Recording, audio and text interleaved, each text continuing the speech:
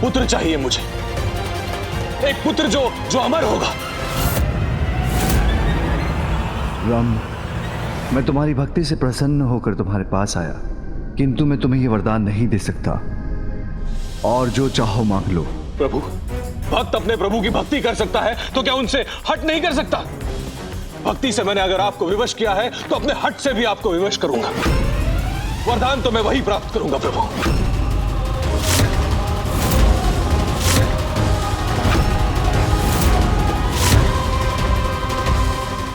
तुम्हारी मां को दिए वचन मैं टूटने नहीं दूंगा। मैं वहां अवश्य पहुंचूंगा। मुझे वरदान वही चाहिए, मुझे एक अमर पुत्र चाहिए प्रभु। राम, सृष्टि के इस नियम को तो मैं भी नहीं तोड़ सकता। तुम कुछ और मांग लो, मैं तुम्हारी इच्छा अवश्य पूर्ण करूंगा। और कुछ भी प्रभु? हाँ, कुछ भी। पिताश्री, अब सोच विचार का समय नहीं है। अति शीघ्र माँ के निकट पहुंचना ही होगा हमें।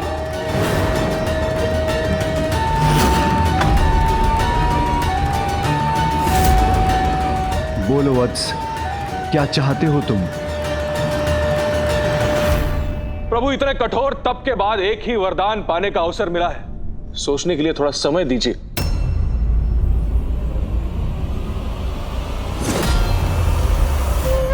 समय तो नहीं है मेरे पास राम। उमा, मुझे क्षमा करना। मैं अति शीघ्र तुम्हारे पास पहुंचूंगा। पुत्र गणेश, मेरे ना पहुंचने से यदि तुम्हारी माता क्रोधित हो तो उन्हें संभाल लेना।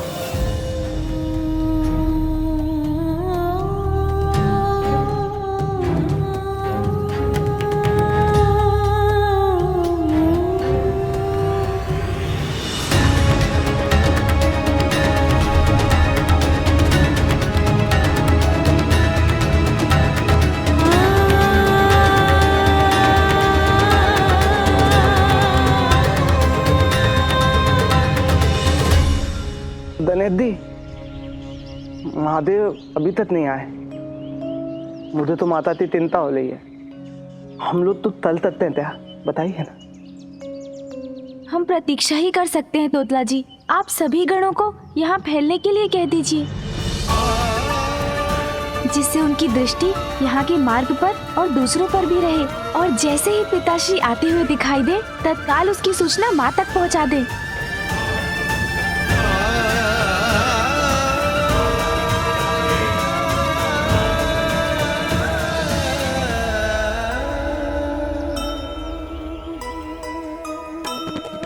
नंदी और तोतला को सुमुख निर्देशा,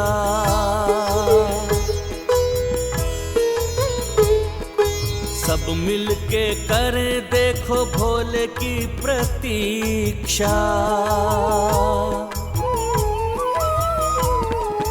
विचलित है माँ देख पुष्प मुरझाते, लौटो हे शिव शंकर गजानन ये ध्याते। जय गणेश जय गणेश जय गणेश देवा, माता जाति पार्वती पिता महादेवा।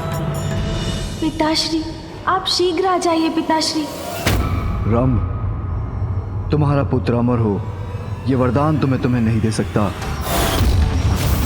किंतु तुम्हारा पुत्र अत्यंत शक्तिशाली हो, ये वरदान दे सकता हूं। प्रभु, पर अत्यंत शक्तिशाली पुत्र मेरे लिए पर्याप्त नहीं है।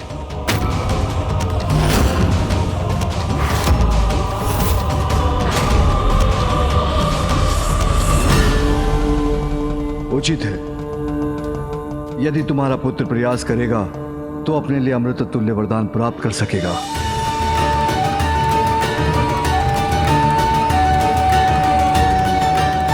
हाँ प्रभु, ये वरदान दे दीजिए मुझे, ये सर्वथा उचित है प्रभु। तथास्तु तथास्तु तथास्तु। तुम्हारा पुत्र अति शक्तिशाली होगा, यदि वो प्रयास करेगा तो अमृतुल्य वरदान भी पालेगा, तो अमृतुल्य वरदान भी पालेगा, तो अमृतुल्य वरदान भी पालेगा।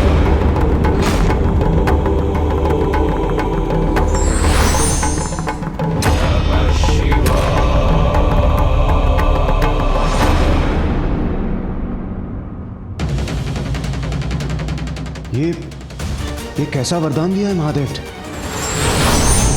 नारायण नारायण, ऐसा वरदान दे दिया असुर रंभ को। मुझे जैसे ही ज्ञात हुआ मैं आपको सूचना देने चला आया। दुष्ट असुर तो पुनः वरदान प्राप्त कर और भी बलशाली होते जा रहे हैं। किंतु अब हम कर भी क्या सकते हैं, वरदान तो दिया जा चुका है। किंतु देवऋषि, प्रभु ने वरदान तो रंभ के पुत्र के लिए दिया है ना, वो पुत्र जिसका जन्म अभी हुआ नहीं है। इसके पूर्व के रंभ हमारे लिए कोई संकट उत्पन्न करे, हमें शीघ्र कोई उपाय करना होगा।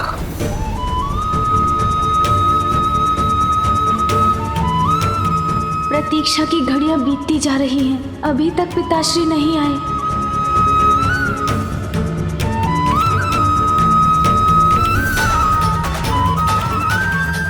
एक बार पुनः आपने अपनी उमा को निराश व दुखी कर दिया महादेव। आपने सिद्ध कर दिया कि मुझसे कहीं अधिक महत्वपूर्ण है आपके भक्त और संसार के लिए आपके कर्तव्य, जो सदा ही आपके लिए सर्वोपरि रहा है और रहेगा। माँ आ जाइए माँ, अब तो आ जाइए माँ, अब तो आ जाइए, अब तो सुन लीजिए मेरी पुकार माँ। माँ अब तो मेरा तप पूर्ण करिए माँ, मेरी पुत्री के रूप में अपने सानिध्य से मुझे कृतार्थ करे माँ, मेरी इच्छा पूर्ण करे माँ। अब तो आ जाइए माँ, मेरा तप पूर्ण करिए माँ।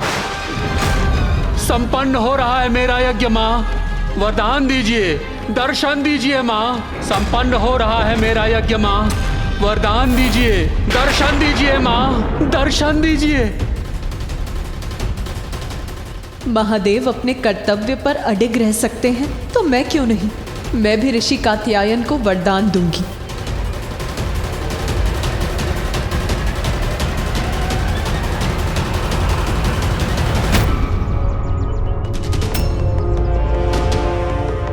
इस कमल पुष्प के मुरझाने के पूर्व ही मैं पिताश्री को लेकर यहाँ आपके पास लौट आऊंगा।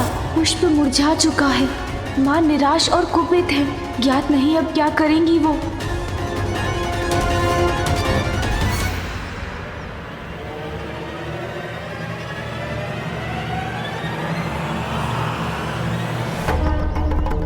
माता, माता प्रभु आ गए हैं, महादेव आ गए हैं। हर हर महादेव, प्रभु आ गए। हर हर महादेव।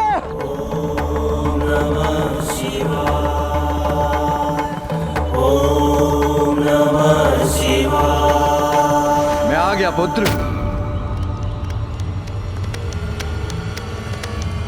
उमा, कहाँ है तुम्हारी माँ? उमा, उमा, उमा, पार्वती,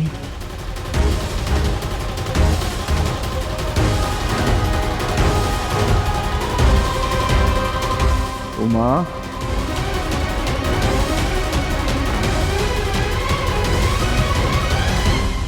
उमा,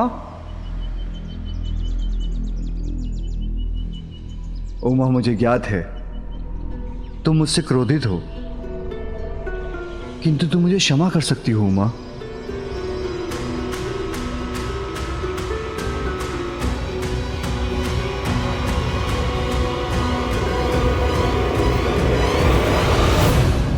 पुत्र, कहाँ है तुम्हारी माँ?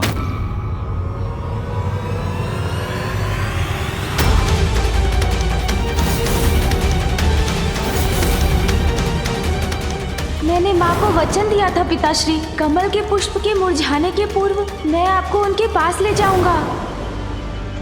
आपके आने में बहुत विलंब हो गया पिताश्री।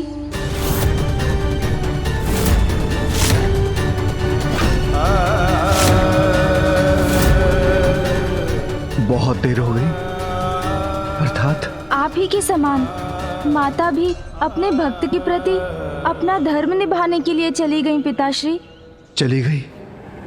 कहाँ चली गई? माँ आप धीरज रखिए, पिताश्री आते ही होंगे। पुत्र, मैं जहाँ रहूंगी तुम सदैव मेरे हृदय में रहोगे और मैं प्रत्यक्ष अप्रत्यक्ष रूप में सदैव तुम्हारे साथ रहूंगी पुत्र। माँ आपके ये शब्द मेरी चिंता बढ़ा रहे हैं।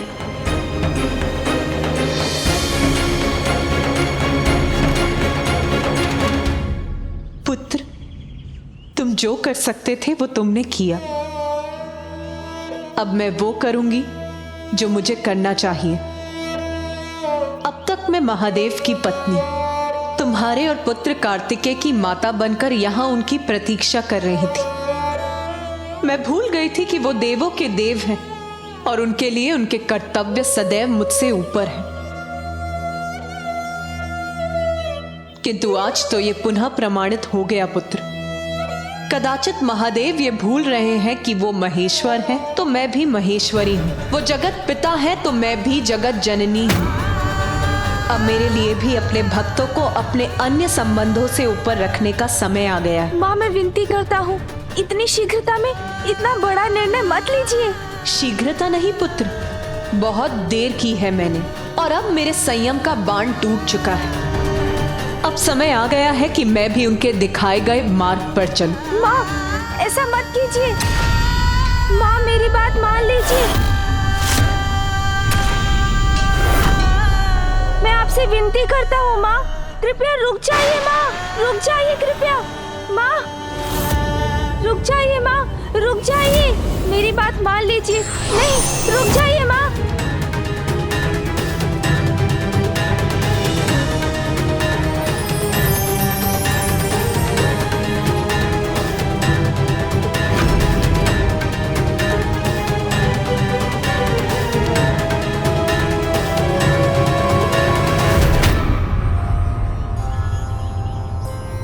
गणेश, अब मुझे अपने भक्त की भक्ति का मान रखना होगा। ऋषि कात्यायन की पुत्री बनकर उनके निकट जाना होगा। माँ, रुक जाइए माँ, मत जाइए माँ। पिताश्री आते। माँ, माँ, माँ, कहाँ है आप? कहाँ है आप? लौट आइए माँ। माँ, आप शीघ्र क्यों नहीं आए पिताश्री? माँ ने बहुत समय तक आपकी प्रतीक्षा की थी, किंतु अब वो हमें छोड़कर जा चुकी है। वो जहाँ भी चली गई है पुत्र, उसे वापस ले आएंगे। मुझे देखकर मेरे समझाने पर उसका क्रोध अवश्य शांत हो जाएगा। फिर मेरी उमा मेरे साथ अवश्य चली आएगी। चलो पुत्र। पिताश्री, वो जहाँ गई हैं, उनका वहाँ से एक लंबे समय तक लौटना संभव नहीं है।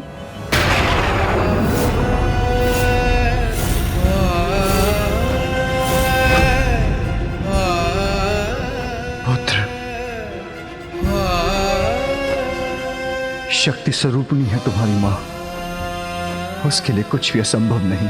पिताश्री, माँ छोटी बालिका बन पुत्री रूप में ऋषि कात्यायन के पास चली गई हैं। अब पुनः मेरी माँ का रूप लेकर आने में उन्हें बहुत समय लगेगा।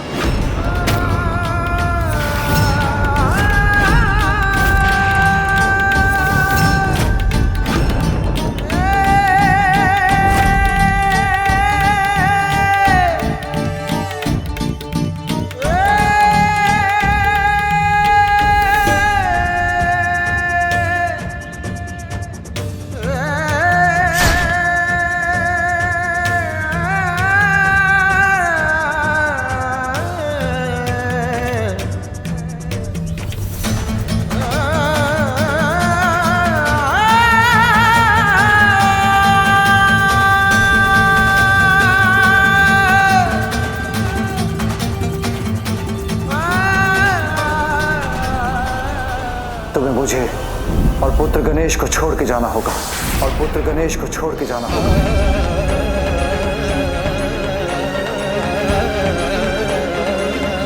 तुम्हारी माँ को दिए वचन मैं टूटने नहीं दूंगा। मैं वहां अवश्य पहुंचूंगा।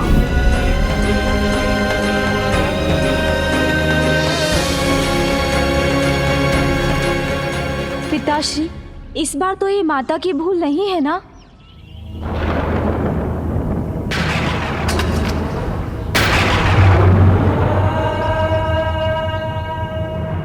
उमा, कहाँ हो तुम?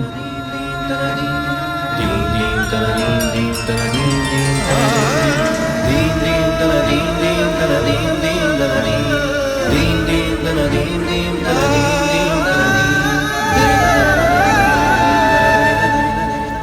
संपन्न हो रहा है मेरा यज्ञ माँ। वरदान दीजिए, दर्शन दीजिए माँ, दर्शन दीजिए।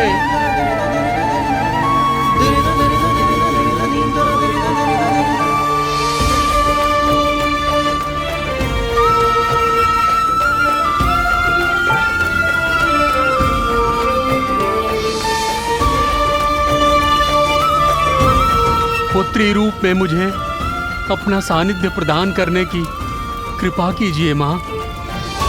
माँ, अब तो दर्शन दीजिए। पिताश्री, हाँ?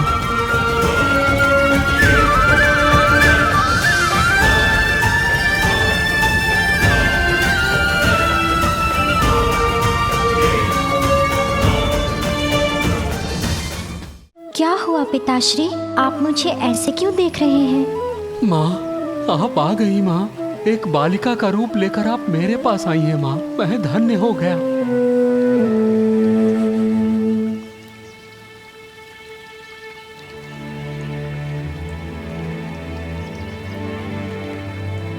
देखिए पिताश्री, मैं आ गई। पुत्री रूप में मैं आपको पाकर धन्य हो गया माँ। मैं ही नहीं, संसार का वो हर पिता धन्य है जिसे संतान के रूप में आपका सानिध्य प्राप्त होता है। क्योंकि सत्य तो यही है कि संसार की हर कन्या में आप ही का तो अंश है, आप ही का तो रूप है ना माँ। माँ, अरे पिताश्री, आप ये क्या कर रहे हैं? मैं तो आपकी पुत्री हूँ, फिर आप मुझे माँ कहकर क्यों पुकार रहे हैं?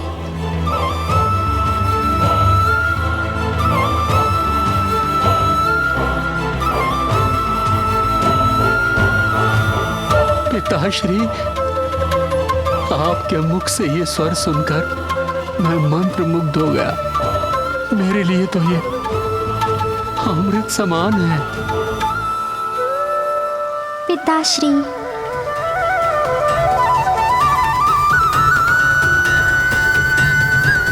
हाँ, इस रूप में तो आप मेरी पुत्री ही हैं।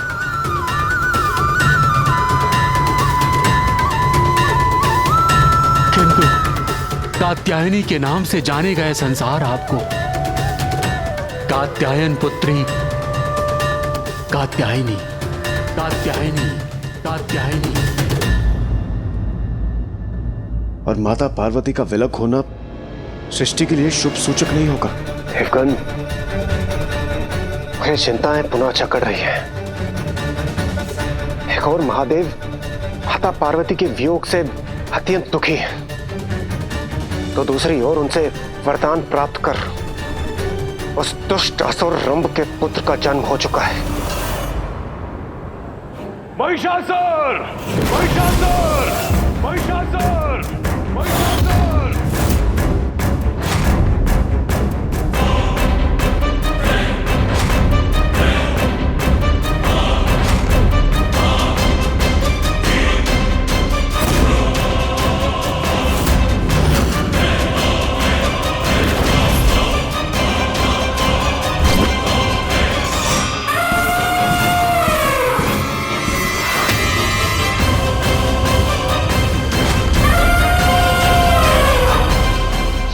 पुत्र!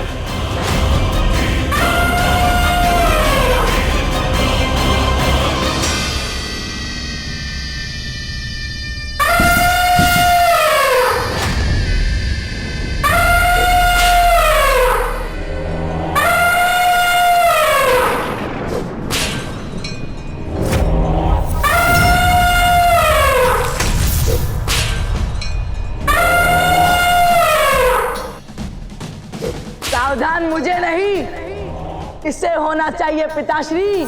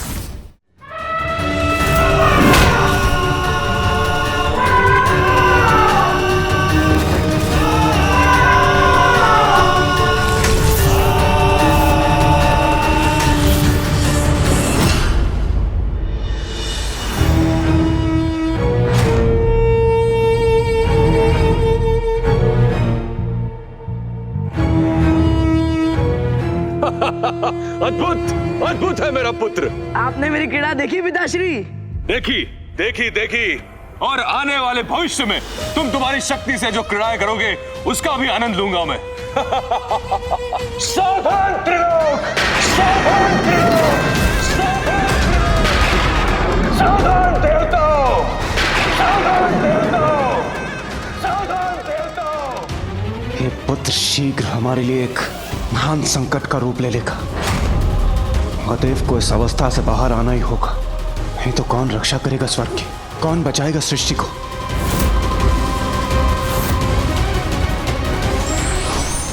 वरदान एवं शक्ति लोक कल्याण एवं स्वयं की रक्षा के लिए होते हैं, ना कि दूसरों का अहित करने के लिए।